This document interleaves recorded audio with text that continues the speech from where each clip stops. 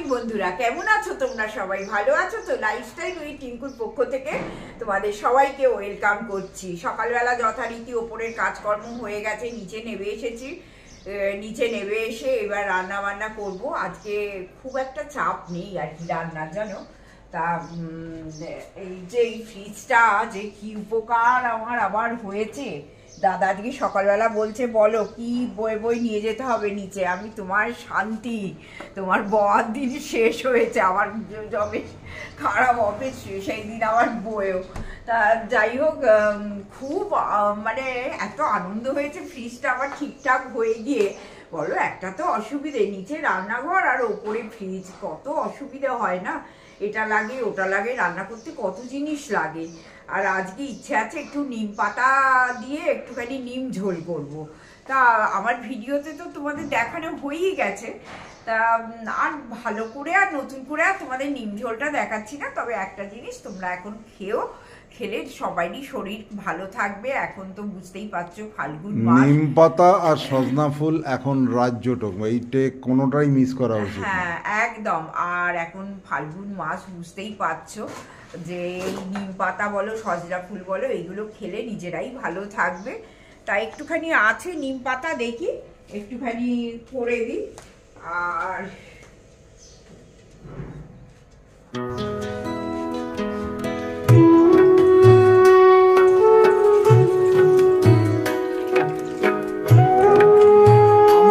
সবসময় না এই লো ফ্যাট মিল্কটাই ইউজ করি। হ্যাঁ, হ্যাঁ ওই আর কি স্লিম অ্যান্ড ট্রিম এই দুধটা আমরা ইউজ করি। কারণ বয়স হওয়ার সঙ্গে সঙ্গে বলে যত ওই মানে ফ্যাট জাতীয় দুধগুলোকে ইউজ করবে তত খারাপ আর কি।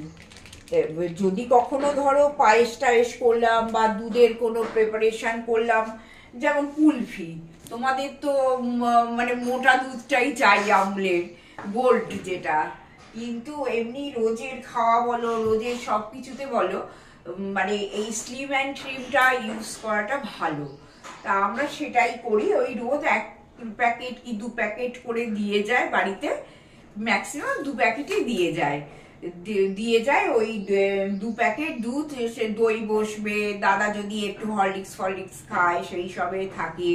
তারপরে আমার রান্না বান্নাতে যেমন আজকে নিম ঝোল হবে, তা নিম ঝোলে তো একটু দুধ লাগে, সেটা তোমরা সবাই জানো।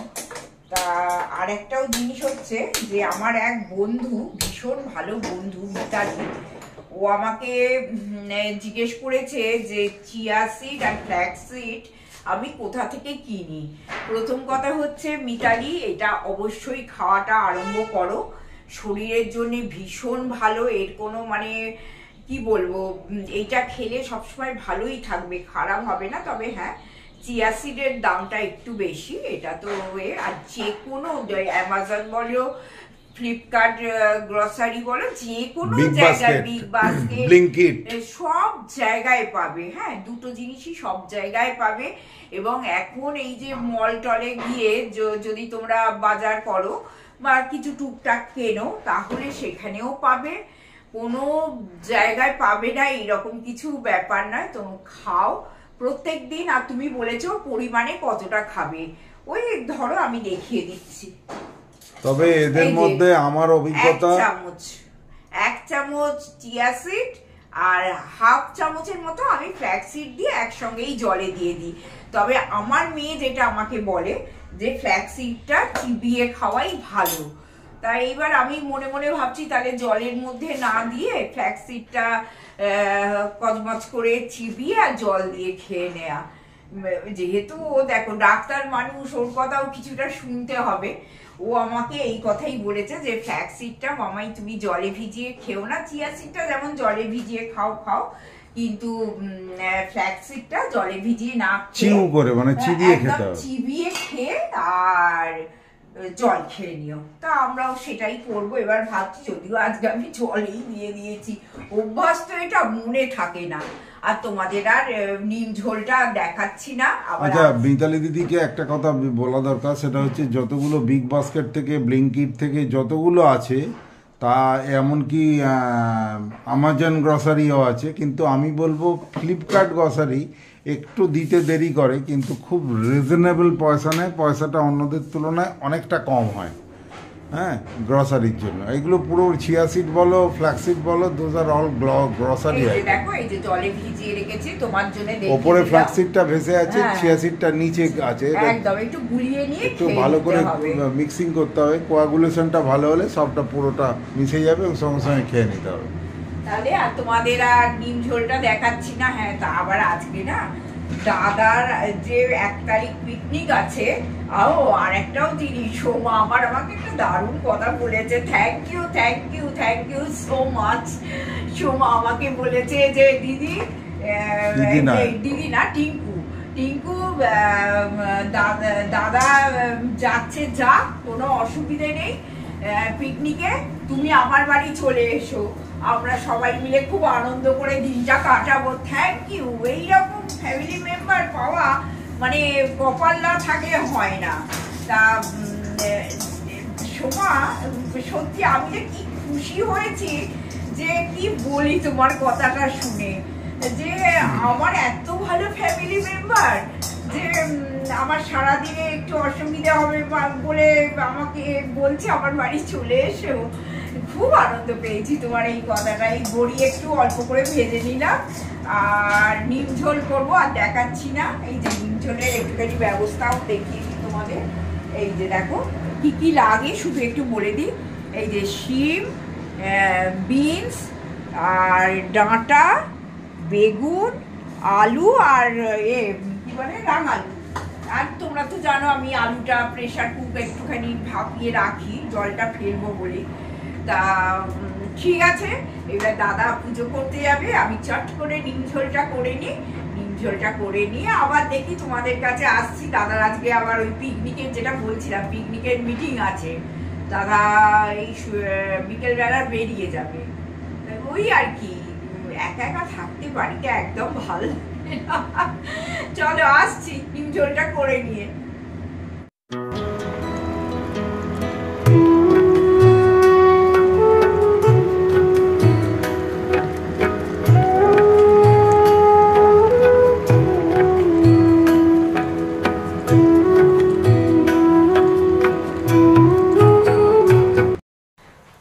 আগেরবার তো আমি কুলের আচার করেছিলাম, সেটা তো 500 কুলের করেছিলাম। এই দেখো দাদা আবার এই 2 প্যাকেট কুল নিয়ে চলে এসেছে। এই যে মানে 500 থেকেও বেশি, মানে 1200 মতন আছে, 1200 মতো কুল আছে।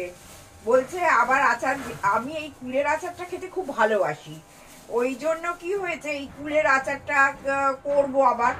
দেখি, একে কুলের আচার করা মানে তো অনেক কাজ, বলো না। একে ধুতে হবে ভালো করে, কালকে তারপরে করতে হবে, ওইটাকে কি বলে, এই যে মোটাগুলোকে, এইগুলোকে ছাড়াতে হবে, ফাটাতে হবে যদি পোকামাকড় থাকে। তা এই কুলের আচার খেতে খুব ভালো লাগে, কিন্তু প্রচুর খাটুনি। এই দেখো এত, এইবার দাদাকেই ভাবছি বসিয়ে দেবো, জানো। দাদা বলছে আমি জানি কুলের আচার করতে, কোনো কষ্ট নেই, আমি করে দেবো, তুমি ওপরে ডাস্টিং করতে যাবে, তখন আমি কুলের আচার করবো। যতটা পারে করে, এই হচ্ছে কথা। কিন্তু আমার তো সারা বাড়িতে ছড়িয়ে ছিটিয়ে কাজ, আর এক সময় না মনে আর পারছি না। যাই হোক, এই কুলগুলোকে ধুয়ে দেখি বেলার দিকে দাদা যদি একটু বোটা ফোটা ছাড়িয়ে ফাটিয়ে মাটিয়ে দেয় তাহলে হবে, আর না হলে কি আর করব, নিজেকেই করতে হবে। দেখছি কখন কি করব আমি জানি না অ্যাকচুয়ালি। এখন সবে রান্নাঘরে গিয়ে গ্যাসটা মুছলাম। এবার জানো তো পুরো রান্নাঘর পড়ে আছে একাকার হয়ে, আস্তে আস্তে কাজ করছি। তোমাদের আর একটাও জিনিস দেখাবো। হ্যাঁ চলো দেখাই, নাহলে ভুলে যাবো। চলো, পেঁয়াজগুলো নিশ্চয়ই তোমরা সবাই চেনো, এগুলো হচ্ছে ছাঁচি পেঁয়াজ, জানো তো, ধানি পেঁয়াজ, ছাঁচিও বলে, ছাঁচি পেঁয়াজ, ধানি পেঁয়াজ, এসব অনেক নাম আছে। এইগুলোকে যদি তোমরা রস বার করে যদি মাথায় একটু বিলি কেটে কেটে রসটা মাখতে পারো, চুলের কিন্তু দারুণ গ্রোথ হয়। আমার তো সব চুল ফুল উঠে গেছে, আর এত চুল নিয়ে আর এত চুলচুলি করতে পারি না, করিও না। আর সব থেকে বড় কথা হচ্ছে এই একটু ঠান্ডা লাগে, কিন্তু এইটা বুঝে, যাদের ঠান্ডা লাগার ধাত আছে তারা কিন্তু একদম করতে যেও না। যাদের ঠান্ডা লাগার ধাত নেই, এই রস যদি বার করে একটু কখনো বিড়ি কেটে কেটে বেশ মাথার মাখো, অনেক ছোট ছোট কুচো কুচো চুল বেরোবে। আর এইগুলো আমি এনেছি, বেশ মুড়ি টুড়ি দিয়ে খেতে না দারুণ লাগে। আবার দেখবে ভিনিগার দিয়ে কেটে, যে কোনো হোটেলেই দেখবে করা থাকে, টেবিলে রাখা থাকে, বেশ ভিনিগারে ভিজিয়ে, খোলা ছাড়িয়ে ভিনিগারে ভিজিয়ে যদি তোমরা টেবিলে রেখে দাও, তাহলে খাবার সময় এই পেঁয়াজগুলো খেতে কিন্তু দারুণ লাগে। তাই এইটা তোমাদের একটু শেয়ার করে দিলাম। এবার যাই রান্নাঘরে, চলো বন্ধুরা। দেখো, এই যে এইটা দাদা করেছিল, এবার এটা তো আমার রান্নাঘরে থাকতো, এবার এটাকে সরিয়ে নিয়ে চলে এসেছি অনেক দিনই, যেহেতু আমি ওই আমার আলমারিটা কিনেছি আর কি রান্নাঘরে, তোমরা সবাই জানো। আর তা সেইটার জন্য এইটাকে সরিয়ে দিয়েছি। এবার এটা এখান ওখান সেখান পড়ে আছে, আর ভালোও লাগছে না। একটু গুছিয়ে গাছিয়ে না রাখলে আমার তো ভালো লাগে না, তোমরা জানো। আর দাদা কষ্ট করে করেছে বলো, কোনো কিচ্ছু ছিল না, ওই একটা সরু হ্যাকসো যে ব্লেডগুলো, ওইগুলোকে দিয়ে কেটে কেটে কত কাণ্ড করে করেছে, হাতে পুরো না ফোসকা হয়ে যাচ্ছিল। তাই এটা তো আমার একটু যত্ন করে রাখাই উচিত। তা মনে মনে ভাবলাম, আর তোমরা সবাই জানো যে এই স্টোর রুমটাকে আমি কিভাবে পরিষ্কার জরিষ্কার করে রেখে দিই, যাতে এতটুকু না নোংরা হয়। নোংরা হলেই না মাথা ফাতা খারাপ হয়ে যায় আমার। তা এইবার এইগুলোকে সুন্দর করে এইখানটা সাজালে বেশ অনেকটা জায়গা হবে। আর দেখো না, শাশুড়ি মায়ের কত শাঁখ। আমি তাই দাদাকে বলছিলাম, কোথায় রাখলাম শাঁখ, ওইদিকে।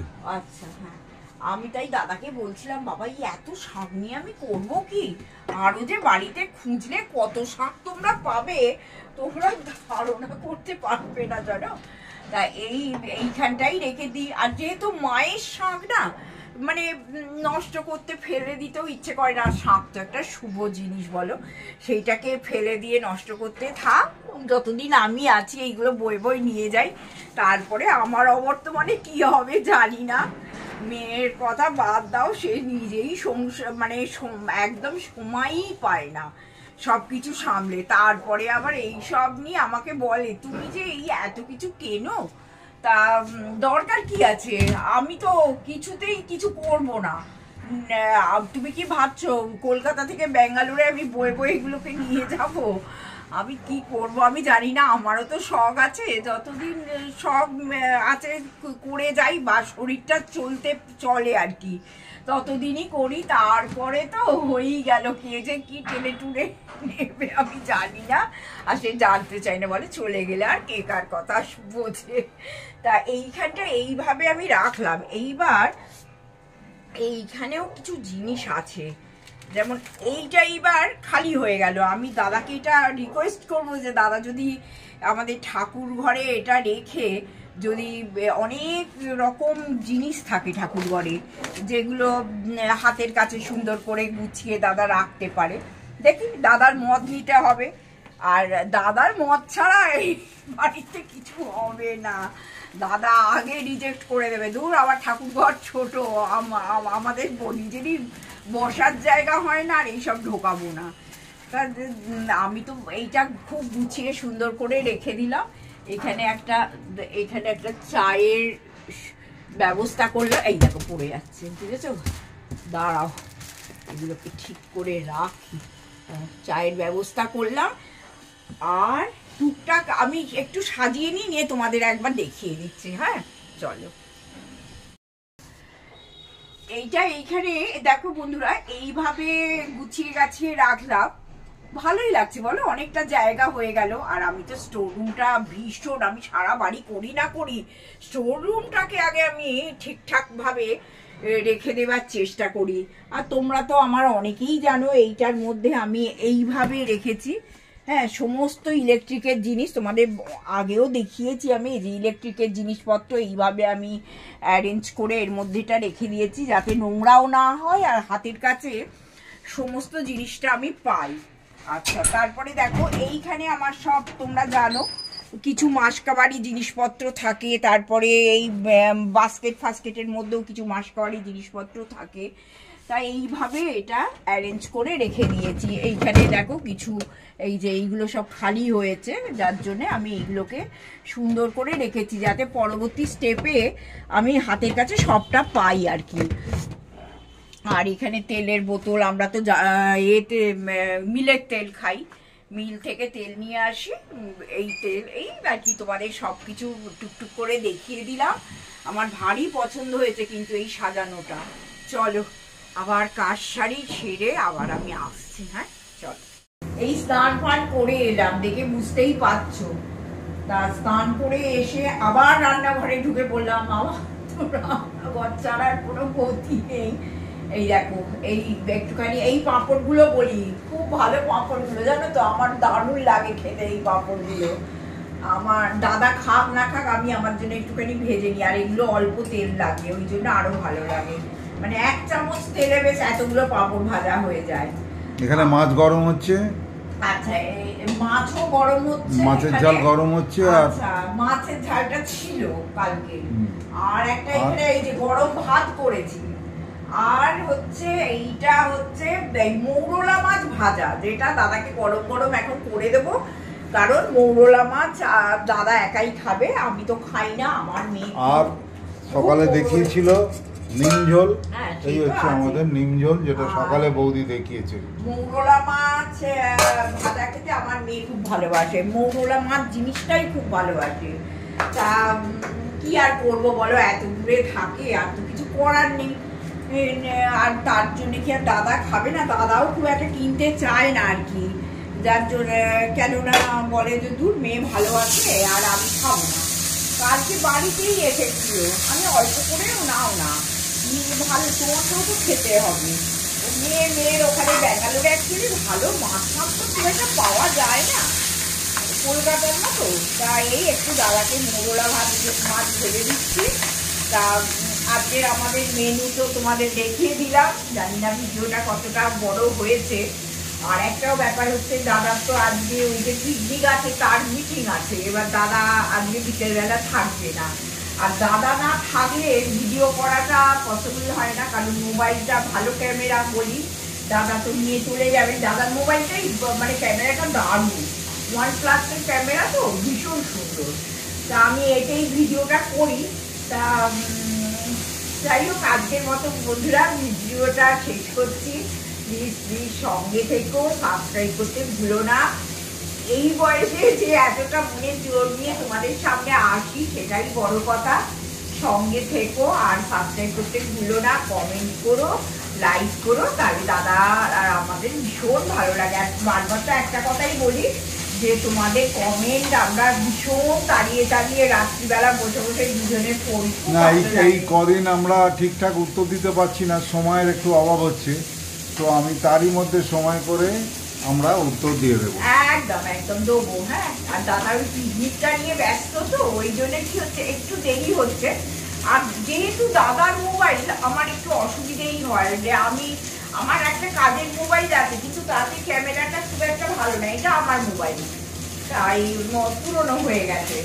তা যাই হোক, সবই তোমাদের বলি, এটাও শেয়ার করে দিলাম। টাটা, সবাই ভালো থেকো, সবাইকার কুশলতা কামনা করে আজকের মতন শেষ করলাম।